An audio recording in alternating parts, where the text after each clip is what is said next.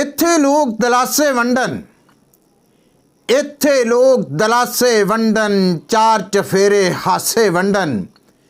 ਖੁਦਾਵੰਦ ਵਿੱਚ ਤੁਹਾਡੀ ਸਲਾਮਤੀ ਤੇ ਖੈਰੀਅਤ ਦਾ ਮਤਲਬ ਮੈਂ ਤੁਹਾਡਾ ਆਪਣਾ ਰਫੀਕ ਆजिज़ ਸਲਾਮ ਪੇਸ਼ ਕਰਦਿਆਂ ਹੋਇਆ अर्ज़ गुज़ार ਹਾਂ कि मेरे इस यूट्यूब चैनल सबसक्राइब तो शेयर जरूर करना ताकि आने वाली हर वीडियो तुहाडे तक बर वक्त पहुँच सके। तो अज मैं एक नवी कहानी तुहाडे सामने पेश कर लगा वां। एक डिमांड जिन्हों पंजाबी च असीं गर्ज भी कहने, मैं एक गर्ज अपने खुदावंद अगे रखी है। किहड़ी? सुनो ज़रा। दुध शहद दियां नहरां मंगां, दुध शहद दियां नहरां मंगां, देस अपने दियां खैरां मंगां। दुध शहद दियां नहरां मंगां, देस अपने दियां खैरां मंगां। रब्बा दी शान वधा दे, सोहना पाकिस्तान बना दे।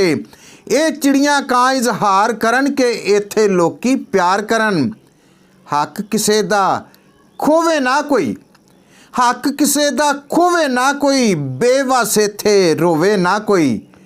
लाली आवे जर्दी मुक्के, लाली आवे जर्दी मुक्के, इथों गुंडा गर्दी मुक्के।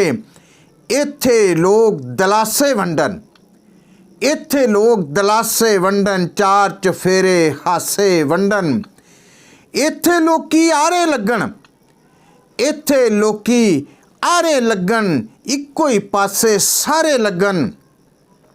इंसाफ दा भारी पल्ला होवे, इंसाफ दा भारी पल्ला होवे, जुल्म दा इत्थे ठल्ला होवे। इंसाफ दा भारी पल्ला होवे, जुल्म दा इत्थे ठल्ला होवे। लोग पै इत्थे सुखां वंडन, एक दूजे दियां भुखां वंडन। लोग पै इत्थे सुखां वंडन, एक दूजे दियां भुखां वंडन। मौला साइयां करम कमावी, मौला साइयां करम कमावी।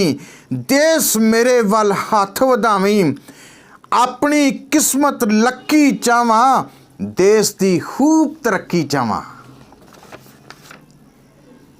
ते वेखे कुल जमाना इत्थे, वेखे कुल जमाना इत्थे, गायबों कल खजाना इत्थे। वेखे कुल जमाना इत्थे, गायबों कल खजाना इत्थे। देश अपना खुशहाल बनाइए, सारा ही एदा कर्जा लाइए।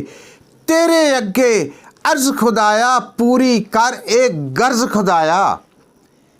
तेरे अगे ए अर्ज खुदाया, पूरी कर एक गर्ज खुदाया। इत्थे आ सरमायाकारी करे रफीक ये दुनिया सारी।